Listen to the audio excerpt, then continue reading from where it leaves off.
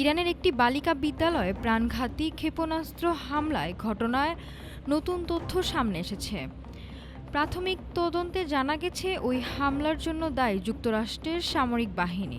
তবে ঘটনাটি ছিল লক্ষ্য নির্ধারণে একটি গুরুতর ভুল। ইরানের দক্ষিণাঞ্চলের মিনাব শহরের শাহজাহরা তাইয়েবা নামের একটি প্রাথমিক বালিকা বিদ্যালয়ে গত ২৮ ফেব্রুয়ারি ভয়াবহ ক্ষেপণাস্ত্র হামলা হয়। এই হামলায় নিহত হয় অন্তত ১৭৫ জন, যাদের বেশিরভাগই শিশু। মার্কিন সামরিক বাহিনীর চলমান তদন্তে উঠে এসেছে হামলাটি ছিল একটি টার্গেটিং বা নিশানা নির্ধারণের ভুল। মূল লক্ষ্য ছিল বিদ্যালয়ের পাশে অবস্থিত একটি ইরানি সামরিক ঘাঁটি। তদন্তে জানা গেছে মার্কিন সেন্ট্রাল কমান্ড কর্মকর্তারা ডিফেন্স ইন্টেলিজেন্স এজেন্সির দেয়া পুরনো তথ্য ব্যবহার করে হামলার স্থান নির্ধারণ করেছিলেন। সেই ভুল তথ্যের কারণেই ক্ষেপণাস্ত্রটি গিয়ে আঘাত হানে বিদ্যালয় ভবনে।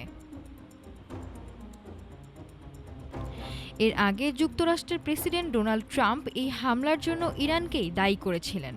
তবে প্রাথমিক তদন্তের ফলাফল সেই দাবিকে প্রশ্নের মুখে ফেলেছে। কর্মকর্তারা বলছেন তদন্ত এখনও শেষ হয়নি।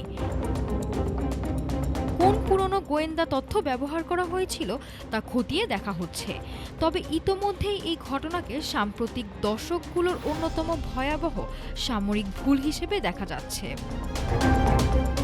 এই ঘটনা ইরানের চলমান মার্কিন সামরিক অভিযানের ওপর বড় ধরনের নেতিবাচক প্রভাব ফেলতে পারে। নাফিস সামিয়া, ঢাকা টুডে।